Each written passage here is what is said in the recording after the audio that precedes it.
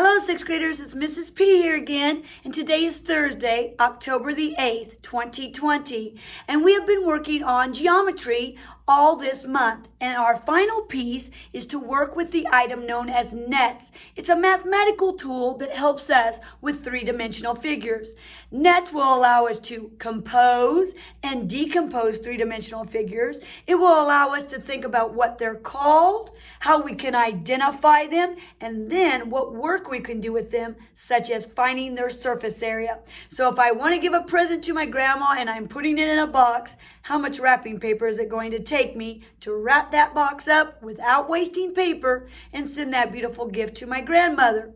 Well, we've been working on that all week. We've identified them. We have drawn them out. We've even made them. So today, what we're going to start, sixth graders, is working on their surface area by using the net that we see or that we create.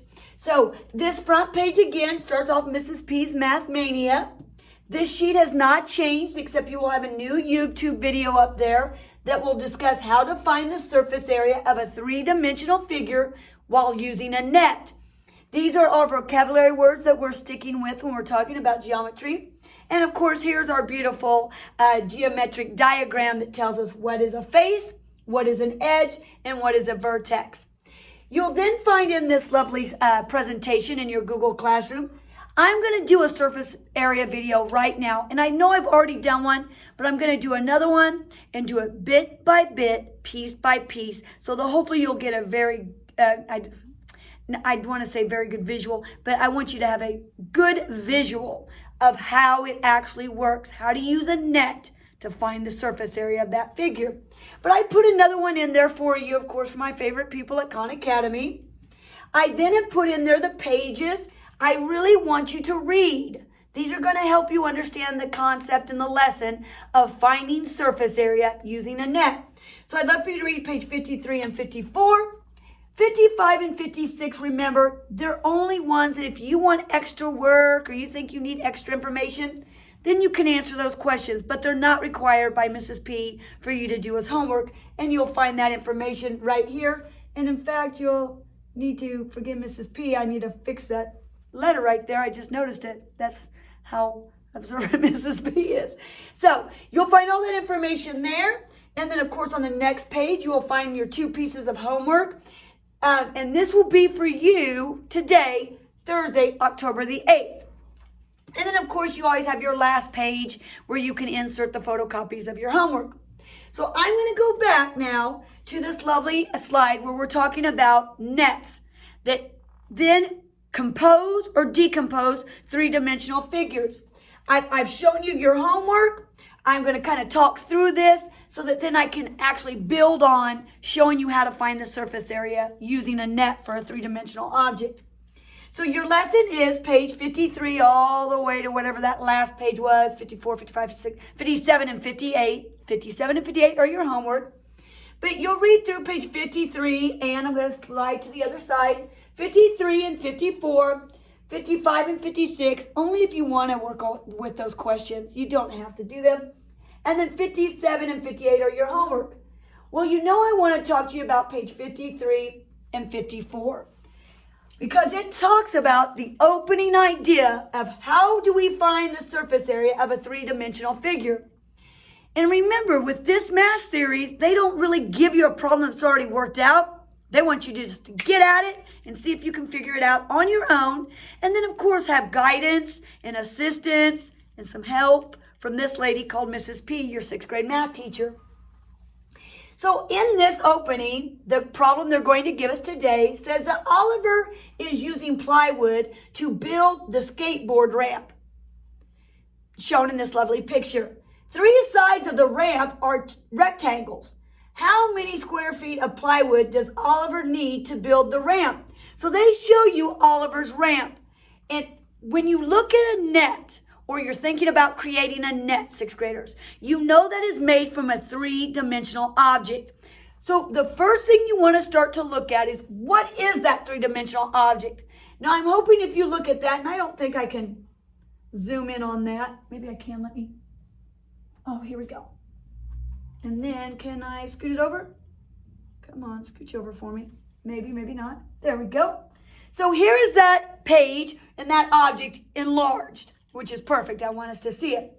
So this is a skateboard ramp. Now, I'm certain when you're looking at it right now, what you're seeing or what you're thinking about is triangles, because that's probably where your eye goes to first. You see a triangle on this end, and you see a triangle on this end, which is a great first thing to see, because sixth graders, we have to name this figure by what we see. Remember, three-dimensional figures are made up of two-dimensional figures, and those two-dimensional figures are what we see first, and usually, most of the time, those two-dimensional figures are what give our three-dimensional figures their names. So if I see a triangle here and here on the ends, then that looks like the ramp has a triangular shape. So this lovely figure then would probably have a name that has to do with triangles. And in this case, it really does. It's called a triangular prism. I about said pyramid. It's not a pyramid. It's a triangular prism, which is a 3D shape that has a number of sides that, of course, then is made up of other two-dimensional figures. And in this case, you really want to look at it and say, well, what two-dimensional figures do I see? Well, we already spotted the triangles. And then we see there's a side here that we now call a face. There's one back there, and there's one right here. So one of the first things I would start asking students to do before we find the area of a figure is, first, identify what two-dimensional figures you see in the three-dimensional shape. I see some two-dimensional figures. I see triangles and rectangles, because this is actually a rectangle. You know it's not a triangle because a triangle only has three sides. And this has 1, 2, 3, 4 sides. So it's not a triangle, ladies and gentlemen. It's a rectangle. And there happens to be 1, 2, 3 of those rectangles because they connect the sides of our triangle together. So I see a triangle. A triangle has 3 sides. This triangle over here has 3 sides. And so I need another two-dimensional object that will attach to that edge. We now call those edges. That will attach to that edge that will then turn those two-dimensional figures into three-dimensional figures. So the first thing I ask students, what two-dimensional figures do you see? Now, how are you going to name that three-dimensional figure? Well, I see my triangle is at the end. My triangle is at the end. They are joined by rectangles, and it looks like it has a triangular shape. So it is called a triangular prism. I then asked the students, can you tell me how many faces, edges, and vertices there are, or vertexes? Excuse me, a little tickle. So I'm going to just write the letter F, E, and V. These stand for faces, edges, and vertex. So we know that a triangle has one, well, let's go back to faces. Let me do faces first. So you've got a one end and one end, and you know they're triangles. So you have 2 triangles. You already see them. And then you know that one side, 2 sides, 3 sides are used to connect them, or 3 faces. Because I need a figure that will attach to my triangle, which has 3 sides. And in this case, they use a beautiful rectangle because I need an end here. I need an end here. And then because I have those other 2 sides to my triangle, I need a figure that has parallel sides on the other ends. So you've got your ends here, and then you need parallel sides on your top and bottom. So now I've got 1, 2, 3 beautiful rectangles that are connecting my 3-sided triangle. So together, that looks like I have 5 faces. 1, 2 triangles, 1, 2, 3 rectangles. So we know how many faces are in this 3-dimensional figure. And that is very important to know, and I'm going to show you here in a moment why. I then just say, students, can you find out how many edges there are? So let's look. We know that a triangle has 3 sides. And if this triangle has 3 sides, then this triangle must also have 3 sides. We then also know that a rectangle joins them. Well, here's my edge, And then here's my edge that joins that triangle to this triangle. But have I already counted this edge and this edge when I drew out my triangle? And hopefully you see that and say, oh, yes, you already counted that in the triangle. So I'm not going to recount it again.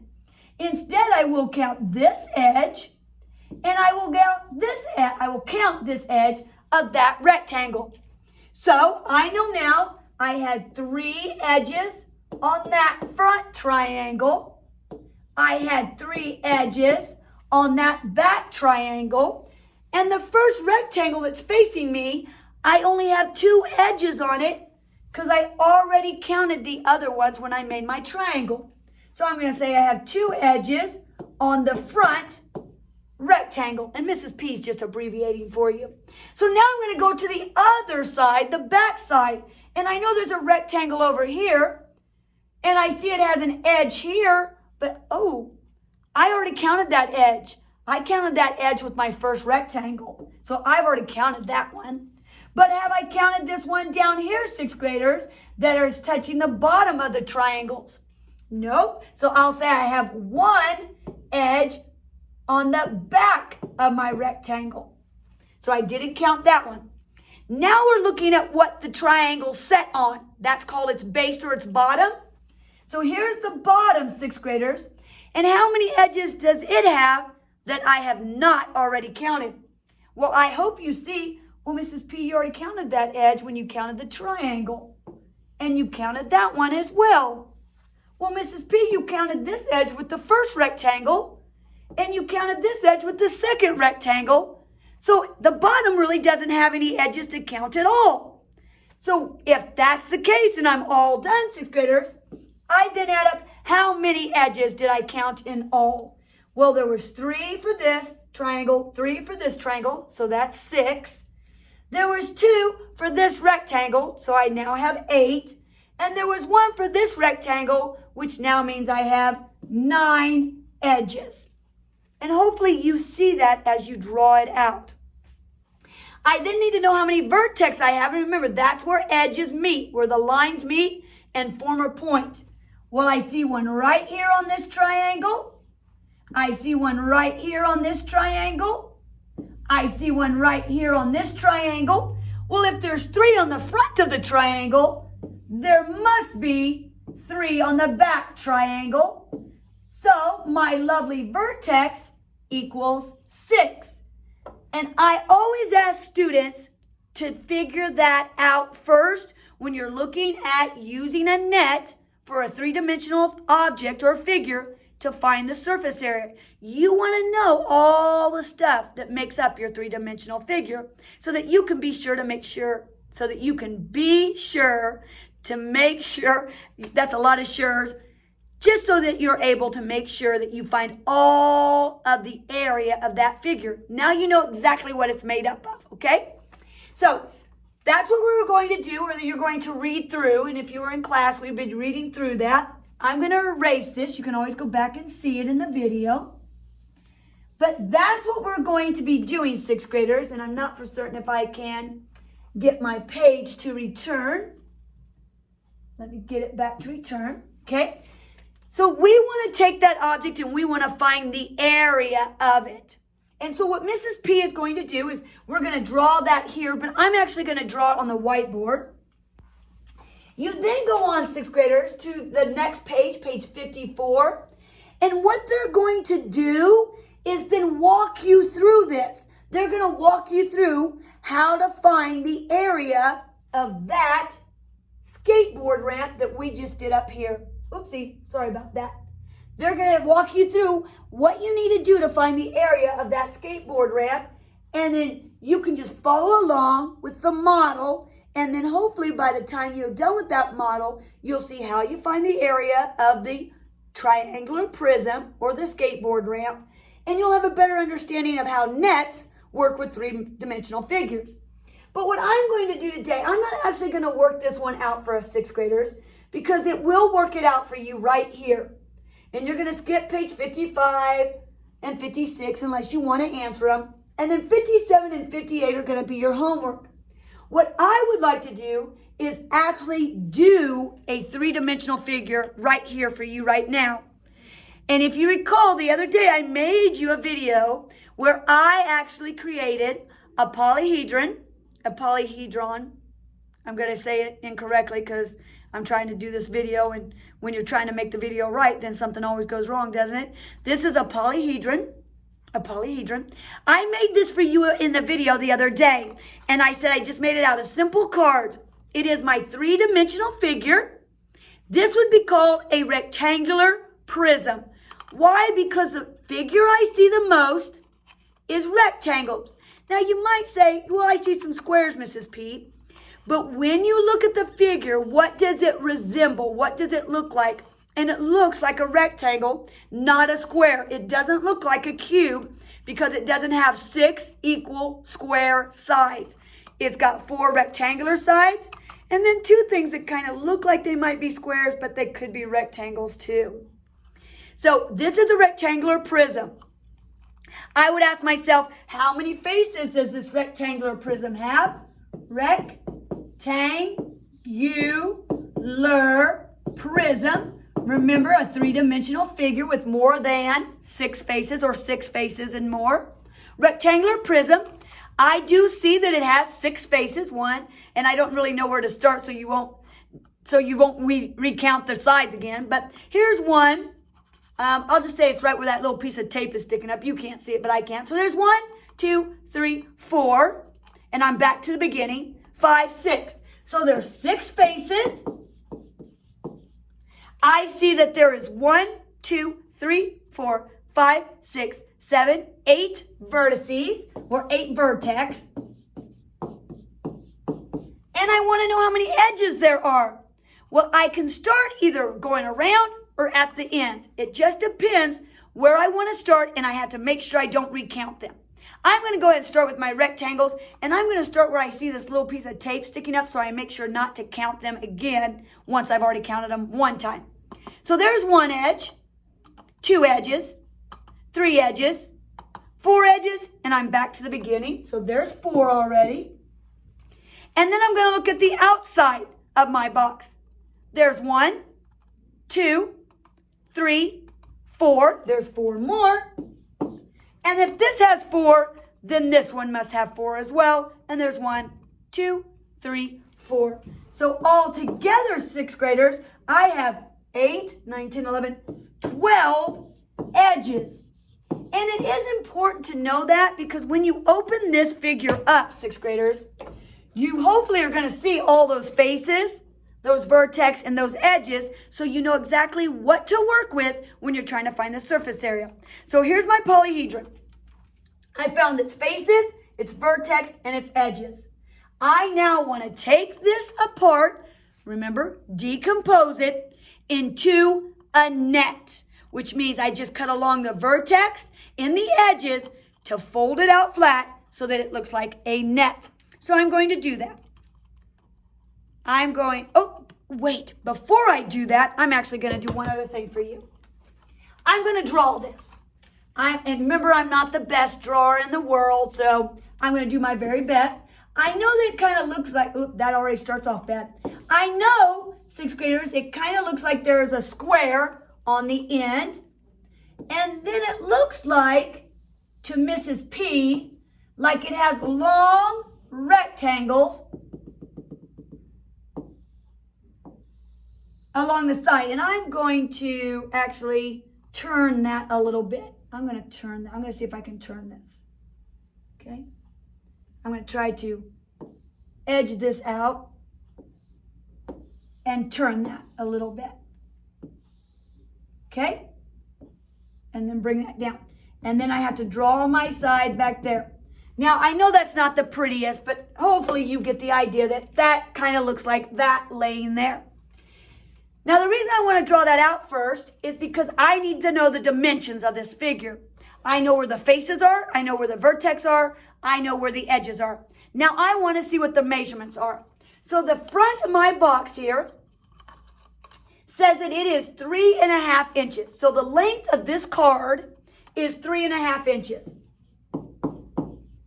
And if this length right here is 3.5 inches, sixth graders? Doesn't that mean the length of every one of these cards is 3.5 inches? So every one of these sides is 3.5 inches long because they're parallel, they're rectangles. I then want to find out, sixth graders, how tall is my prism? So I'm going to take my ruler here, my baby one, and I'm going to measure how tall it is. And it says that my card is 2.5 inches tall. So that means right here, that line is 2.5 inches tall. So I'm going to go inches, and I'm going to go inches. Now, if that side, sixth graders, is 2.5 inches tall, then that means this side has to be 2.5 inches. If this side is 2.5, that has to be 2.5. Well, if they're 2.5 on this end, they've got to be 2.5 on this end. So that side and that side is also 2.5. So the only thing I have left to measure, I did my length, I've done my height. Now I just need to see how far back the box goes. And when I measure it, it also says it's 2.5 inches. So that must mean, sixth graders, that this lovely figure on the end is a square. So this line right there is 2.5 inches. Well, if this one is 2.5 inches, then this has to be 2.5 inches, and this has to be 2.5 inches, and this has to be 2.5 inches. So now I know all my measurements. And why do I want to know those? Because when I open up my three-dimensional polyhedron, I'm going to need to know how much each of these are made up of and what their measurements are. So now I'm going to open up my polyhedron. I am going to, now if I can split the screen, I will. I don't know if it'll let me. Let me see if I, no, of course it won't. I don't want to do that. Let me see, can I split? Dual page display. Well, maybe it will not. Okay, never mind, it won't let me, so I'll have to just switch pages, which is okay. I'm now going to go ahead, sixth graders, and do like I did in my last video and create my net by cutting along the edges of my polyhedron, my three-dimensional figure. So I'm going to cut along the edges. There's my first flap. I'm going to cut along another edge. There's my second, started. Cut along my next edge, and whoop, there I got some. Cut along my edges here, and cut along my edge here. And once I do that, then I now have my net. And remember, you can cut your net any way that you want as long as it will go back into your three-dimensional figure. You can cut it however you want as long as it will go back to your three-dimensional figure without any sides or faces falling off. If the faces fall off, then you didn't decompose your net correctly. So now I have this, and here's my decomposed net. I'm going to go ahead and draw it over here, and then I'm going to change the page. Maybe. I might not. I might just scroll over. So this was my three-dimensional figure, my rectangular prism. I now have it split into a net, and that net looks like this to Mrs. P. Oop, that's a bit too big. 1, 2, 3, 4. It looks like it has 4 rectangles in it to me. I hope it looks like it does to you. And I know that for certain because when I had it in a three-dimensional figure, it was called a rectangular prism, which means I have to have some rectangles in it. And in this case, I do. I have 1, 2, 3, 4. Front and back, top and bottom. So I like sometimes to name those even for myself. I'm going to call this the bottom. This is the bottom of my prism. I'm going to say that this is the side. So this will be a side. This right here is going to be my top. Well, I'll write it the way it's here for you. Let me write it the way it's going to open up. Let me write it the way it opens up, okay? So let me go back. When I cut my three-dimensional figure into its net and I open it up, This one right here was my top. This right here was my side. It's the back side. This one right here, when I open up, that's the bottom of my card 3D figure. That's the bottom. And this, ladies and gentlemen, was the top. Did I do that all right? No, the other side. So this is my top, my side, my bottom, and my side. Now, sometimes what I like to do is I like to call that my front. So right here where this side is, I like to call that, oops, if I can get it erased. I like to call that my front of my three-dimensional figure. And I like to call this, nope, I like that my top. That is my top. I like to call this one, erase it. I like to call this, ladies and gentlemen, my back. So this is my front, boom, down here at the bottom. There's my bottom of my three-dimensional figure, my back of my three-dimensional figure, and my top when I fold it back up. Well, then I have two sides, and my sides came off of my top right there. Oops. My sides came off of my top because this is my top. And when I open it up, where are my sides connected? Right there to the top. So then this, sixth graders, is a side and a side. And now I've taken my three-dimensional figure and turned them into two-dimensional figures known as a net. Now what I want to do with that net, sixth graders, is find the area of that net. And so what I'm going to do is I'm going to add another page. I'm just going to draw out that figure again that I just had. 1, 2, 3, 4. And I'm going to erase this because it was too much. And then I'm going to add my sides that I had on. So we said when we opened this up, this was my top. This, ladies and gentlemen, was my back. This was my bottom. And this was my front. And this was the side. And now I want to find the area of that three-dimensional figure. But I'm going to find the area using two-dimensional figures because now that's what I have. When I break my three-dimensional figure up into a net, I now have two-dimensional figures. I have 4 rectangles and 2 squares. And how do I know I have 4 rectangles and 2 squares? Because, sixth graders, I measured that earlier, if you recall. And the ends, all the edges were 2.5, and the lengths were all 3.5. So now I'm going to go back over here, and I'm going to fill those in. This right here was 3.5, but all of these were 3.5. So it means all of this, all of this, all of this, and all of this, each one of them is 3.5 inches long. Each one of those lines is 3.5 inches long. And then we said the edges here were 2.5 inches.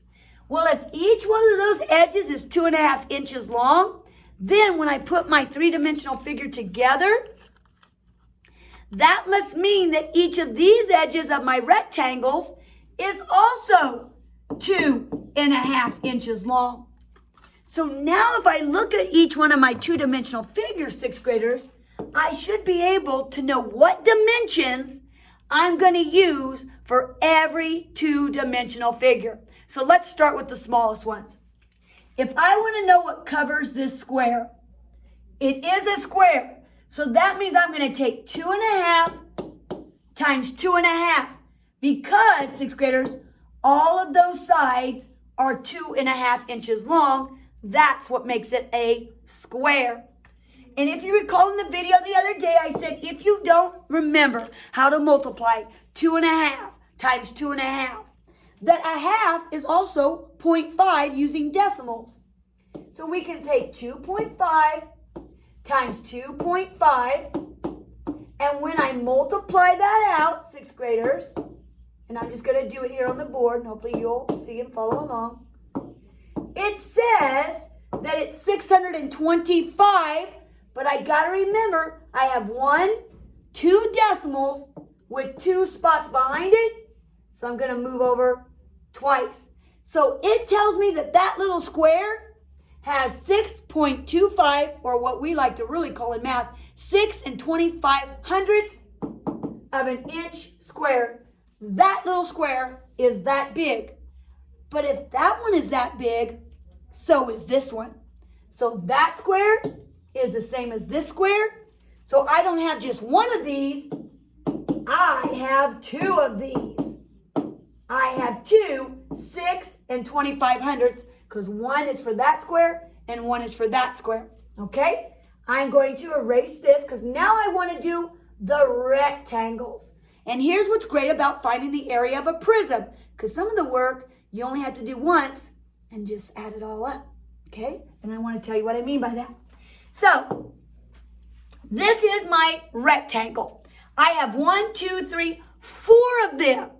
So if I have 4 identical rectangles, sixth graders, if I can find the area of one, all I have to do is say that 4 times because they're all the same. And so in my rectangle, my length was 3.5 inches by 2.5 inches.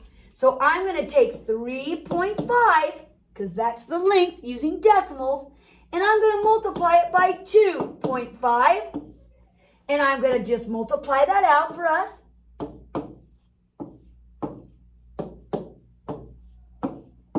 And it says that it is 875.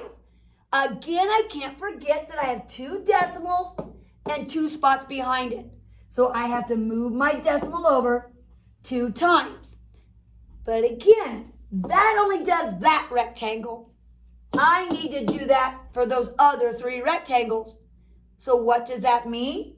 I have 8.75, not once, not twice, not even 3 times.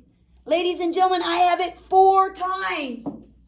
So now I've got the area for all of my shapes, my 2-dimensional shapes, in my 3-dimensional figure.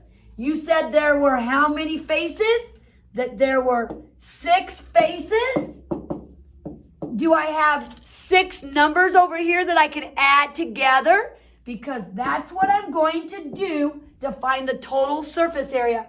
I'm going to add all the area of every face up, put them together, and that will give me the total surface area of my 3-dimensional figure. So I'm going to add these all up. Hopefully you'll do it with me as I'm saying it. 5, 10, 15, 20, 25, 30. Regroup my 3. Oops, it won't right up there. And then I have 1, 2, 3, 4 7s. Can't really see me. Let me turn this. I don't want the camera to fall. Wiggle, wiggle. I have 4 7s, and I know 4 times 7 is 28. I have 2 more. That makes 30. I have 2 more. That makes 32. And then I have 3 more. That makes 35.